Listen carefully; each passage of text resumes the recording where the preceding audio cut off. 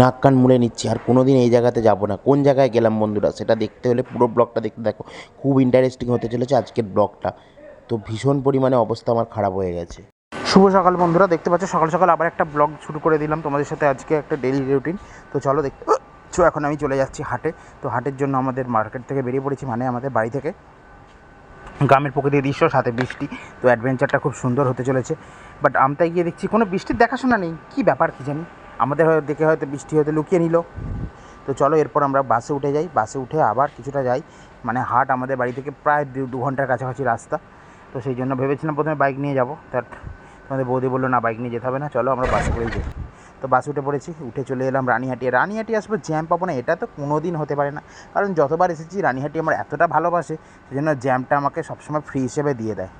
তো দেখতে পাচ্ছি রানিহাটির বড়ো প্যান্ডেল। তো আর বছর এই প্যান্ডেলটা ভাইরাল হয়েছিল, কারণ এই প্যান্ডেলটা একটা গাড়ি এসে ভেঙে দিয়েছিল, তারপর আবার ওইভাবে মায়ের পুজো হয়েছিল, তো ঠিক হয়ে গেছিলো। তো এখন আমরা হাটে, তো হাটে দেখতে পাচ্ছি তোমাদের বৌদি কীভাবে ঘুরছে, তাদের আমার কতই আনন্দ। আর আমার দেখতে পাচ্ছ গরমে আমার ফেটে সব হাতে বেরিয়ে এসছে।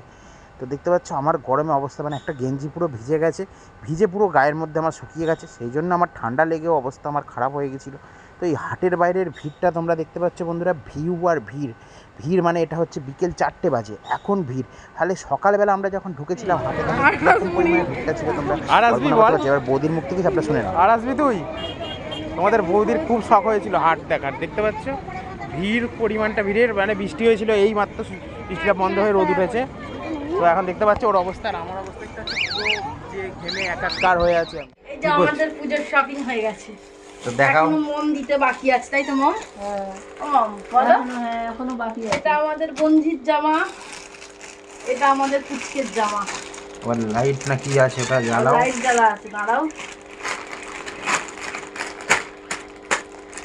আমাদের পুচকের জামা, তুমি একটা নেবে নাকি গো পুচকের জামা? আমাদের পুচকের জামা, এটা আমার কাকার পাঞ্জাবি, এটা আমার বাপির লুঙ্গি, এই দুটো আমার ভাইয়ের হাফ প্যান্ট, আমার দেওরজির,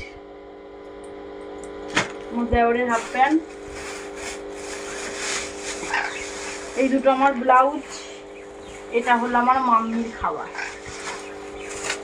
আরো কিছু নিয়েছো? এখনো আছে এসডিএম অফিসে, এসডিএম ফ্যাশন তো সবাই চিনো। হ্যাঁ, এসডিএম ফ্যাশন থেকে নিয়ে এসেছি এই চুড়িদারটা, সাদ্দামদার দোকান, তো উলুবেড়িয়াতে, তো সবাই চিনো। 10% ছাড় আছে এই দোকানে। এটা হলো যে আমাদের মমের নাইটি, আর এটা হলো আমার মায়ের শাড়ি, সাদ্দামদা আমার বন্ধু হয়, সেই জন্য আমাদের ডিসকাউন্টটা আরো ভালো। আজকে পূজোর মার্কেটিং এটা আমার বরের তরফ থেকে হয়েছে, এখন আমার মমের তরফ থেকে বাকি আছে।